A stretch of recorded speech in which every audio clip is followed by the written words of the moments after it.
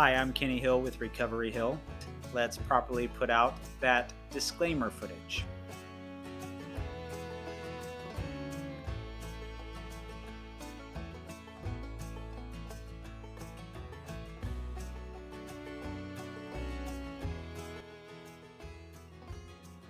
Okay, so let's begin to look at the 5 pillars.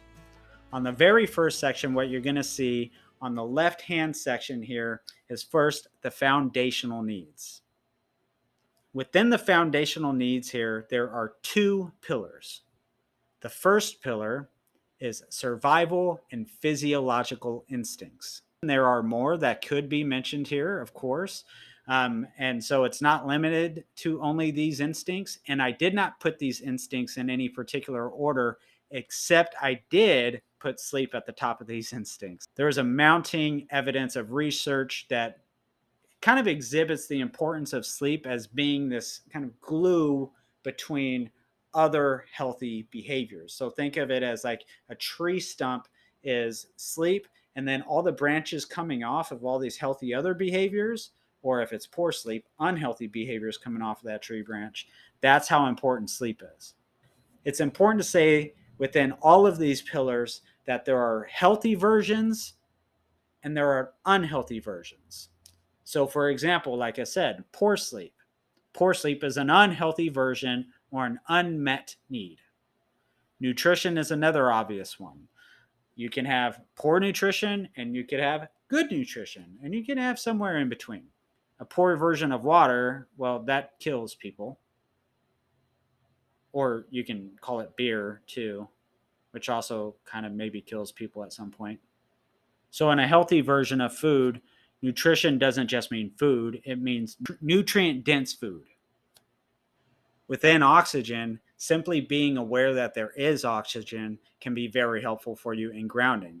That means you begin to become aware of your breath, breathing in and breathing out. Even just breathing in and breathing out within your normal cadence is very healthy to do and to become aware that you're doing it. Exercise, I'm not going to go off on this for the next hour, but exercise is highly important. I always tell clients first to exercise for the psychological benefits. And then what you see in the mirror is just the cherry on top. To paraphrase Dr. Peter Attia, exercise is the single most important marker for longevity, both physically and mentally. From a financial standpoint, balancing your finances, not being in debt, not spending money every time you get the chance to spend money. These are all markers of making healthy choices from a financial standpoint, which can help you build a sense of security and actually give you opportunity. Shelter and defense seems obvious, right? Stay warm. So, pillar 1 seems obvious. Let's get into pillar 2. A relationship includes secure, interdependent relationship with others, caregivers, spouse, children, and friends. I want to quickly try to help make sense of interdependence versus codependence. So, interdependence is actually the way we're supposed to structure as human beings in partnership with other people. So think of codependence as this sort of enmeshed thing where you have these 2 people or this unit of people that can kind of drag each other around based off of their own mental and emotional insecurities, right? So that's codependency, that thing. Interdependency would be coming as 2 independent wholes, coming in to be as one, but still as 2 interdependent wholes. So when one struggles, the other can stay rock steady, and vice versa. One doesn't have to drag the other one off its axis. This is a good, healthy relationship of interdependence. These interdependent relationships go within not just spouses, but also friends, also parents, also coworkers, children. Another point here is feeling attuned to and understood, respected, and approved of. Everybody has this within them where they want to feel approved of, they want to feel attuned, they want to feel understood. The next point is physical touch. This is bonding, sexual contact, this time for pleasure, and reciprocation of feelings. So you see sex in there in two different categories. So, first, you see sex within that survival physiological instincts piece, and that's specific for procreation purposes, right? Otherwise, we don't survive as a species. Then, additionally, sex also connects into this relationship component where this is a bonding factor. This is something that's done for pleasure and this sense of experiencing and feeling connected. Within physical touch, bonding, and reciprocation of feelings, these things are vitally important.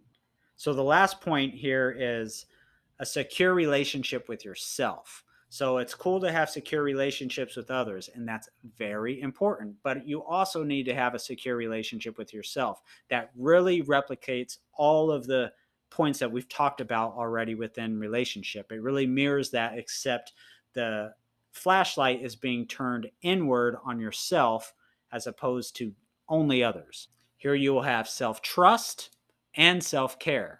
So, pillar two deserves a little bit more attention. Let's dig in a little bit deeper. So, those of you who have done any developmental psychology or anything like that, you're probably aware of Harlow's monkeys. This was an experiment that was done in the 1960s that actually is pretty brutal, but it did give us some good data. What Harry and Margaret Harlow did was they took infant monkeys away from their mothers and they put them into these cages with these two surrogate mothers. They called them surrogate mothers. Both of them were pretty terrible looking. One surrogate mother was made out of wire and had this bottle to feed the monkey. And then there was this other surrogate mother that had this terry cloth, so a soft cloth on it. It still looked nothing like a monkey, but it had this terry cloth and the soft cloth on it. And what these infant monkeys did is they would go and spend as little time as possible in order to get the nutrients that it needed from the wire surrogate mother, wire surrogate mother monkey thing. And that's hard to say. And it would go and get the nutrients from the wire monkey and then go and quickly then go over to the terry cloth surrogate mother to cuddle up against and to have this connection with. Really begins to first model out the importance of attachment and the importance of feeling secure and connected with something, even a terry cloth over something that's wire. Harlow concluded with this experiment that our primary instinct was affection. Something more recent that we can talk about was the COVID pandemic and the very beginning of it. At the very beginning, it was very confusing. There was a lot of information put out, and there was a lot of assumptions put out. It was essentially everybody's going to die, and there was a lot of panic going on. And as the world began to start to shut down to try to help everybody from dying, there were some different things that began to take place. What happened a lot was families really came together. You would see young adults who lived in New York come fly all the way back to California, completely forego their lease, completely forego a job, completely forego the friends that they had there, come and stay with their parents. You would see different versions of this where families would come together and they really wanted to be connected. They wanted to be safe, and this was their place of safety. As I mentioned earlier, there are healthy versions and there are unhealthy versions.